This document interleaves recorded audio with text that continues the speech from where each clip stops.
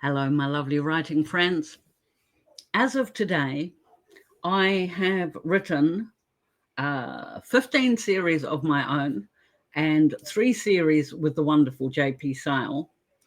12 of those series have been completed and 6 of them are ongoing. And I also believe after a phone call tonight, I will probably be starting a new series with JP Sale as well.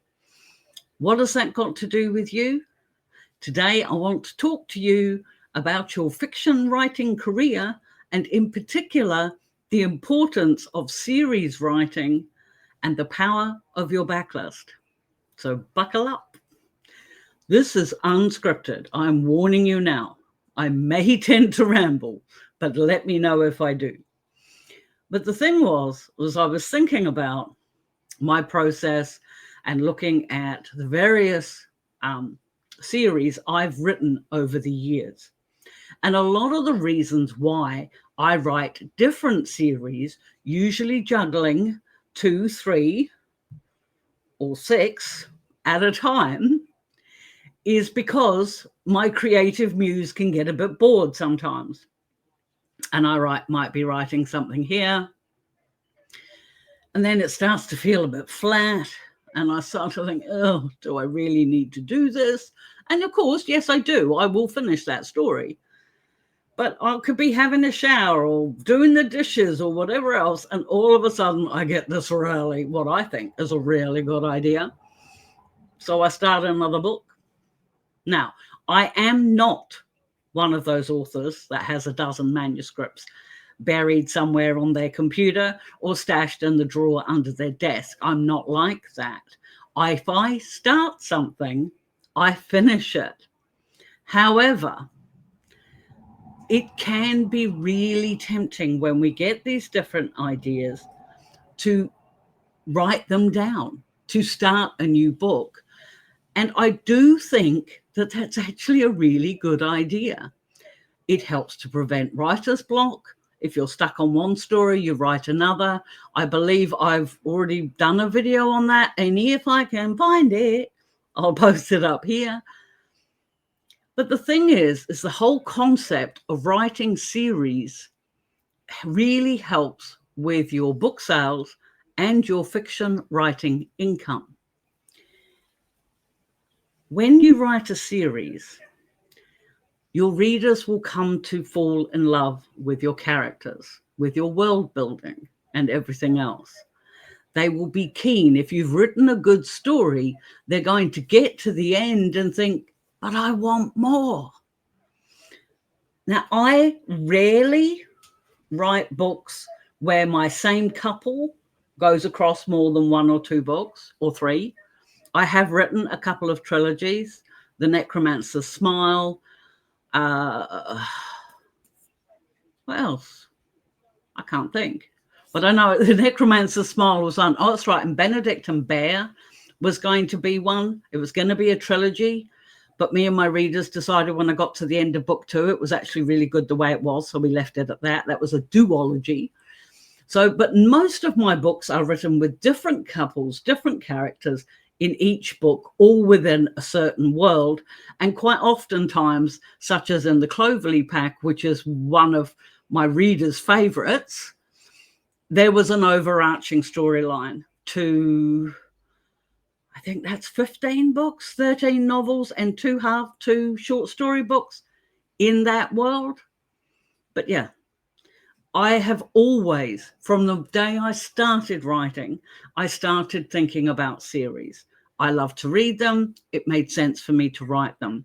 What I didn't learn until I started selling my books was that it is also a really good marketing tool. And this is where the power of the backlist really works. I have talked to you at length about how I put a book out every month. I really try hard. But there have been different periods in the last 11 to 12 years where it's just not been possible. When I dislocated my shoulder, for example, I could not write for about a month. When I went through my divorce, it was a little bit difficult, despite it being an amicable, divorce. There's still those lingering feelings and things you've got to process and everything else like that. So there have been different times in my life where I haven't been able to put a book out. But because I have a backlist, those books are still selling. Those books keep selling. And the thing is, especially with series books, is that if anybody, any reader happens to come across, say, for example, your new release, then they're going to, and they enjoy it, then they're going to go back and they're going to want to see what else you've done, particularly if that book is in the series. And then when they finish that series, if they really enjoyed it, then they will probably go back and look to see if you have any other series. Your series books, or in your series books, each book is a marketing tool for the next one, or the one before, or the first one, or whatever else. That's why you quite often see people when they talk about marketing your books, that when you've got 3 or 4 books in your series written and published, that you should put your first one at 99 cents or put your first one on KU.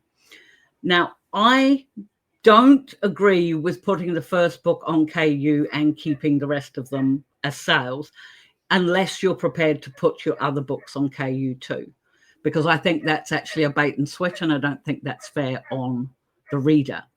But I sell my books. I don't put them on KU, so I don't have that issue. But I believe the book one, I think across all of my earlier series, are only priced at $2.99 or even 99 cents they might be, and you make sod all royalty on 99 cents. But when a book's been out for a while, it really doesn't matter. What it is that book then becomes a lead to the other books that you've written since. So that's not a silly idea. Another thing that I have done with some of my earlier series, such as Bound and Bonded, Cloverleaf, I think I did it with the Gods series as well. The Gods made me do it. I did one year, I did Christmas editions. Well, I don't write Christmas stories, but I took the first 3 full books in that series, bound them up in an omnibus, and so they were huge, but I did them as an ebook, as a Christmas special. So you basically got 3 books for the price of one, because I still didn't charge more than, my books are never more than $4.99. So they got 3 books for $4.99, and that was a way of leading them into that series if they wanted to try something new. And this is where writing series is so important. And it's a promotional tool, it's a reader magnet tool, and it is, your readers become more invested the more they read. If you have a series of standalone books, or you have written 2 or 3 standalone books, or what have you, that book has to be promoted on its own. I quite often, as part of my marketing, I promote once a week, I will promote what I call a throwback, where I've had graphics made of all of the covers of a completed series, because some readers don't like to buy or jump into a series until it's finished. So I do completed series graphics, and then they get promoted. Go and check this series out, go and check that series out, this sort of thing. But those sales help to keep your income steady, where you're not having to rely quite so much on a new release.